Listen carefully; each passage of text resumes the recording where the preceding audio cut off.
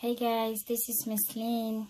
I'm here to talk about my day, and I'm also going to talk about chapter 6 of the book we've been reading, Community Health Nursing. Today I have a cold, so I hope I'm not going to be sneezing or blowing my nose on camera. But then I had a good day, just cold. I'm so cold today. It's cold outside, it's cold in here. The heat is on, but I'm still cold.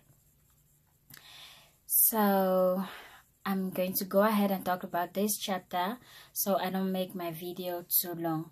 I hope you all are doing great. It's cold out there. Please stay warm. And if you have a cold like me, you should always have your box of tissue and some hand sanitizer always, because this is really contagious. So you don't want to be contaminating everybody. So keep your flu to yourself, or whatever you're having. Try to use your germ catcher when you're coughing or when you're sneezing, and you blow your nail after blowing your nose or coughing. If you don't have time to wash your hands, use hand sanitizer, please. Those are some ways to help. This chapter is talking about communicable diseases, disasters, and bioterrorism. Yep, like what I'm having, I think is a communicable. Oh no, I'm not contagious, but then I am. That's the truth. That's why I'm taking all the different precautions. So we're going to talk first. They talked about communicable diseases. I did a short note about that. It is an international health concern. Like, it's not only here in the US, it's all over the world. And also the leading causes, some of the leading causes, because I'm not going to name all. You have AIDS, you have fevers, you have cold, influenza, or you also have cholera, Ebola. Those are some of the things that are really some serious crisis. So you have people that are really most at risk. Those that are those that are at risk. You have the young children, you have the elderly people, and you have those with low immune system. Those are some of the people. And you also have health workers and those who are traveling all the time, because when you travel to different countries, you can get different infections from all these different places, so different diseases. So those are some of the people that can easily be at high risk of contracting these communicable diseases. Health workers are really exposed to that, I think, on a daily basis, so they too are really at high risk. Then we have the community. What am I saying? Is that what I was going to say? Oh no. We have the Center for Disease Control and Prevention. That helps with immunization. Is that what I was going to say? Oh, that recommends. Yes, it recommends immunization, because when you have these vaccines, some of these communicable diseases are really hard to cure. I think like smallpox. The smallpox has no cure, so you only have to take the vaccine that will help you, and it's valid for 10 years.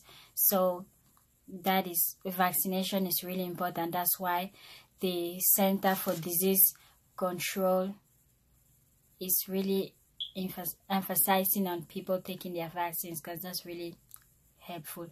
You have mode of transmission. You have airborne, waterborne, foodborne. There's one more. What is that? Vector-borne. Okay, that's what I was looking for. Vector-borne. And you have direct contact. Like, I'm coughing, I touch my nose, I don't clean my hands, I touch somebody. That's how the people get infected. With airborne, I sneeze, I didn't use my germ catcher, somebody next to me contract the bacteria. I'm cooking, or I'm serving food, I was just from the restroom, I didn't wash my hands, and my hands and my physics was contaminated with, let me say, the typhus bacteria, and I go touch somebody's food, the person eats the food. So washing your hands is really important, guys. And always, yeah.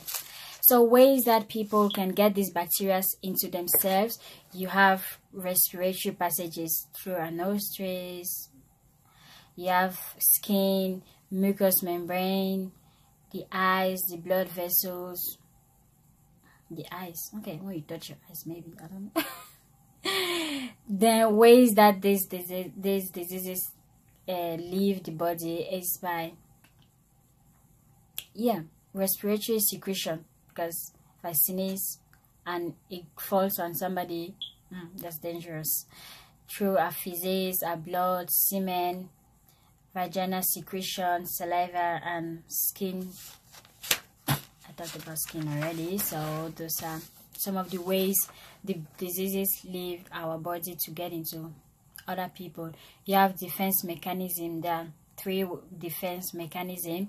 You have the herd immunity, you have the natural immunity, and you have the acquired immunity. There are 2 types of acquired immunity: passive and active. And passive, active is through antibodies, like vaccines. I like when you get a vaccine and it gives antibodies, it helps your body to have antibodies that will fight that disease, and that helps you to become immune to the disease. That's why vaccines are really important. Also, you have passive, where through maybe from the mommy to the baby, or plasma protein, or I don't know. Okay, then you have prevention and control of communicable diseases. Sorry. Oh my God, that's too much. Okay, you have the community health nurse engaged in communicable diseases surveillance, which includes the systematic collection and analysis of data regarding infectious diseases. Reporting of communicable diseases is mandated by state and local regulations. Okay, see, that is really important, because if there's a breakout, it's important to report it so they can know how to start fighting it. You have to report cases like cholera, gonorrhea, hepatitis A to C. Malaria is common in Africa. I don't know. I don't think it's too common here. You have mumps. You have all those. Lord. I'm not going to say all that. Severe acute respiratory syndromes, associated, blah blah blah blah blah blah blah. Typhoid fever is also common in Africa. Healthcare goals regarding the control of communicable diseases. The healthcare is trying to reduce infections caused by pathogens often transmitted through food, new HIV diagnosis among adolescents and adults, new AIDS cases among adolescents and adults. Those are some of them. I'm not going to read all because I'm trying to cut this video short. Oh my God, 8 minutes. Why always so long? Increase in consumers who follow food safety practice, serving more than 3 years after a diagnosis. What am I saying? Surviving. Okay, I'm sorry guys. Surviving more than 3 years after a diagnosis with AIDS. Yeah, I know a lot of people living with. Okay, not a lot. Immunization. The community health nurse plays a major role in increasing immunization coverage. I guess this is all the vaccine, blah blah blah. You have 3 levels of prevention of communicable diseases: primary prevention, secondary prevention, and tertiary prevention. And that is all about communicable diseases. I'm going to move ahead to number 2, which is disaster. There's 3 categories. No, disaster can be man-made or natural or both. So the way they talked about some of the ways of preventing disaster.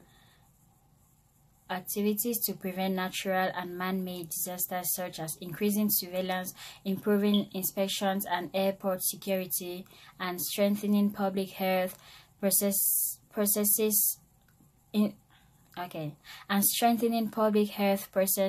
such as immunization, isolation, and quarantine. Quarantine is if somebody is suspected of having a disease, they have the period after which they have this disease, a virus. I think if you're suspected of having a virus in you, and the virus had a certain number of days for it to react. After those numbers of days, if they'll keep you somewhere, and after those numbers of days, if you're still healthy, then they're sure that you're not having this disease, or they're going to do further exams. But then they always try to keep you somewhere to make sure you don't contaminate other people. It's some sort of isolation, but then they're really not isolating you like the real isolation. So it's something like that. You have disaster preparedness. We have to be prepared for disaster. I'm just going to talk about the main things now. You have to disaster response, because my video is already too long. Disasters are classified according to type, level, and scope. Okay. You have disaster recovery. You have roles of the community health nurse in a disaster. You have participating in risk assessing include asking the following questions like: what are the population at risk within the community? Have there been previous disasters, natural or man-made? The list goes on more and more. Then you have participation in disasters planning includes the following: developing a disaster response plan based on the most probable disaster threat. Okay, I went to school the other day. I told my teacher I need lessons for English because I need to improve my English and reading. She said I had my score on my English, my grades on English were too high, and that I don't need English classes. Okay, I'm going to try to talk to her again tomorrow nicely. I hope she's going to let me take these English classes, because I do need English classes, and I think I need to start reading my notes aloud, not reading them quietly to myself, because I find it that I'm not able to read fluently when I'm doing these videos. But then I'm not editing them, I'm doing them for myself, so I hope I will be progressing as time goes. And I'm just going to talk about bioterrorism. There are 3 categories: A, B, and C. You have examples of A. You have smallpox. Examples of B. You have typhus and cholera. Examples of C. You have hantavirus, hantavirus. I don't know what's that. And you have incident, manifestation, treatment. They will give a certain incident like Ebola, manifestation. These are like symptoms, how you can see this: fever, hemorrhage, vomiting, diarrhea, cough, jaundice, shock. I guess these are some of the signs and symptoms. Please, I'm sorry guys, I don't know what's wrong with me today. I'm sick. I guess I should not have been doing my video today. Treatment, no cure. Oh yes, there's no cure, but I heard this doctor is getting some good result with this vaccine for Ebola or something, I'm not sure. Airway management, dialysis, and delivery mechanism for biological agents, direct contact, simple disposal, water and food, contamination, droplets, or blood contact. These are some of the ways this disease can be transferred to somebody else. So, role of community health nurse, and also assessment of bioterrorism threat, recognition and recognition of a bioterrorism event. Then they talked about bioterrorism level of prevention, their primary, secondary, and tertiary as usual. I haven't finished answering these questions. I did 2 already, so I'm going to talk about this on my next video, how well I did on this chapter after answering the questions.